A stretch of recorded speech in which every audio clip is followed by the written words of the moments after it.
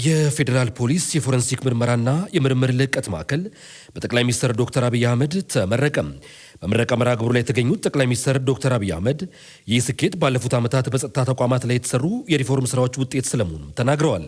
በዘመናዊ ቴክኖሎጂ በመታገዝ የዜጎችን ሰላም ማስጠበቅ ላይ የፌዴራል ፖሊስ የሰራው ስራ አስደናቂ ስለመሆኑ የተናገሩት ጠቅላይ ሚኒስትር አብይ የፌዴራል ፖሊስ የታጠቀው ቴክኖሎጂ በርካታ በዓላት በመዲናዋ በሰላም እንዲከበሩ ማድረግ እንዲሁም ዜጎችን በመጠበቅ አስደማሚ ለውጥ አሳይቷልም ብለዋል። አሁን ላይ የዘመኑ የቴክኖሎጂ ስለመሆኑ የተናገሩት ጠቅላይ ሚኒስትሩም ጋር የሚራመዱ ተቋማትን መገንባት ላይ እየተሰራ ያለው ስራ የሚበረታታ ነው ሲሉም አክለዋል። አሁንም የፌዴራል ፖሊስን ፖሊሳዊ ስነ ምግባርን የተላበሰና ለኢትዮጵያ ዋስትና ይሆን ዘንድ ጥረቶችን ማስቀጠል እንደሚገባም አሳስበዋል። ኢትዮጵያ በሁሉም ዘርፍ እንድታንሰራራ በትኩረት እንደሚሰራ የመንግስት ኮሚኒኬሽን አገልግሎት ሚኒስትር ዶክተር ለገሰ ቱሉ አስታወቁም። ሚኒስትሩ በወቅታዊ ሀገራዊና መንግስት ትኩረት በሚያደርግባቸው የኢኮኖሚና የጸጥታ ጉዳዮች ላይ መግለጫ ሰጥተዋል። በመግለጫቸውም ሀገር በበጀት ዓመቱ በሁሉም ዘርፍ ሁለንተናዊ መንሰራራትን እንድታመጣ መንግስት በትኩረት ይሰራልን ብለዋል።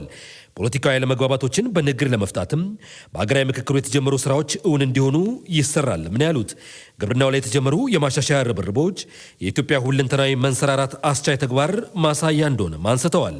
በተለይም ግብርናውን ከተለምዳዊ አሰራር በተሻለም ዘመናዊ መንገድን በተከተለ ሁኔታ እየተከናወነ ባለው ተግባርም ዘርፉ በጥሩ ቁመና ላይ የሚገኝ ሰብል እንዲኖር አስችሏል ብለዋል ሚኒስትሩ። ይህን ሰብል ያለ ብክነት ለመሰብሰብም ሁሉም አካል በርብርብ እንዲሰራም ጥሪ አቅርበዋል።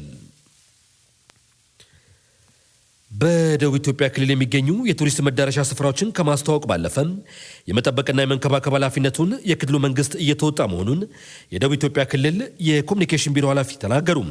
19ኛው የብሔር ብሔረሰቦችን በዓል አስመልክቶም የመገናኛ ብዙሃን ልዑክ በክልሉ የተለያዩ አካባቢዎችን ጉብኝት አካሂዷል።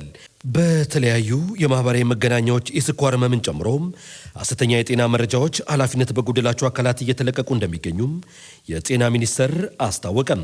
ከሰሞኑም ቴክኖሎጂን በመጠቀም በሰዓታት ውስጥ የስኳር በሽታን ማጥፋት ተችሏል በሚል እየተሰራጨ የሚገኘው መረጃ ከእውነት የራቀና አሳሳች መሆኑን ሚኒስትሩ ገልጿል። የሕክምና ሙያ ሳይኖራቸውና ለሚሰጡት አገልግሎት ህጋዊ የሆነ የብቃት ማረጋገጫ ሳይኖራቸው በማህበራዊ ሚዲያ ማህበረሰቡን የሚጎዱ ከእውነት የራቁ ሐሰተኛ መረጃዎችን የሚለቁ አካላት መበራከታቸውም አመላክተዋል። ይህ ተግባር ማህበረሰቡን በእጅጉ እየጎዳና ላላስፈላጊ ወጪና እንግልት ከመዳረግ አልፎ ፈውስ ፈላጊ ዜጎች ላይ ከፍተኛና የተወሳሰበ የጤና ችግር እየፈጠረ እንደሚገኝም ተገልጿል። ስለሆነም በዚህ መሰል ተግባር ላይ ተሰማርተው የሚገኙ አካላት ይህ ተግባር በህግ የሚያስጠይቅ መሆኑን ተገንዝበው ከእኩይ ተግባራቸው እንዲታቀቡ ሚኒስትሩም አሳስበዋል። የማህፀን በር ጫፍ ካንሰርን ለመከላከል የሚደረገው ጥረት ባለድርሻ አካላት ሊያግዙም ይገባል ተባለ። በደቡብ ኢትዮጵያ ክልል መንግስት ዕድሜያቸው ከ9 እስከ 14 ዓመት ለሚደርሱ ልጃገረዶች ከህዳር 9 ቀን 2017 ጀምሮ የመከላከያ ክትባት መሰጠት ይጀምራል። በደቡብ ኢትዮጵያ ክልል መንግስት ዕድሜያቸው ከ9 እስከ 14 ዓመት ለሚደርሱ ልጃገረዶች ከህዳር 9 ቀን 2017 ጀምሮ የመከላከያ ክትባቱ እንደሚጀመርም በይፋ ተገልጿል። በማስጀመሪያ መርሃ ግብሩ ላይ የተገኙት የደቡብ ኢትዮጵያ ክልል መንግስት ጤና ቢሮ ምክትል ኃላፊ አቶ ነብዩ ቤዛ የማህፀን ጫፍ ካንሰር በክልሉ እያደረሰ ያለውን ጉዳት ለመቆጣጠር የሚያስችል የክትባት ዘመቻ እንደሚጀመርም ተናግረዋል።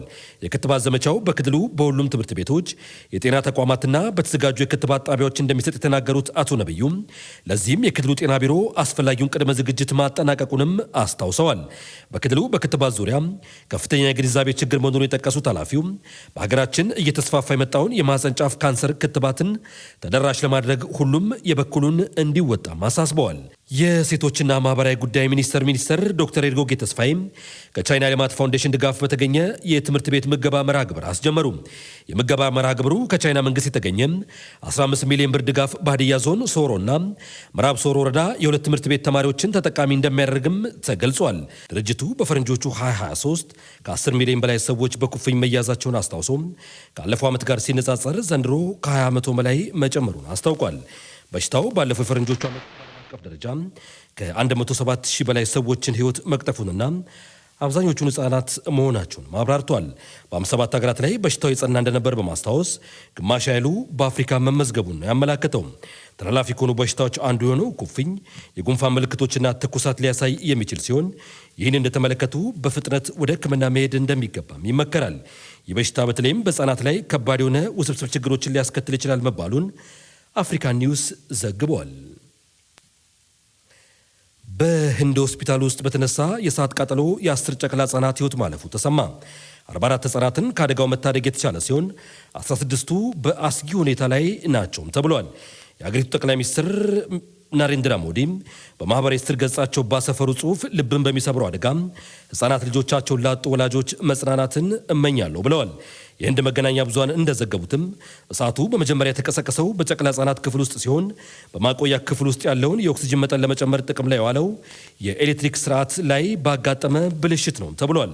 የመንግስት ባለስልጣናት ለሟች ቤተሰቦች 500,000 ሩፒ ወይም $5,900 ካሳ እንዲከፈላቸውም ገልጸዋል። በህንድ በ6 ወራት ውስጥ አዲስ የተወለዱ ህጻናት ላይ በእሳት አደጋ ሲሞቱ ይህ ለሁለተኛ ጊዜ ነውም ተብሏል። አድማጮች ለተቀዳሜ የምሽት ዜናዎቻችን ያደመጣችሁትን ይመስሉ ነበር።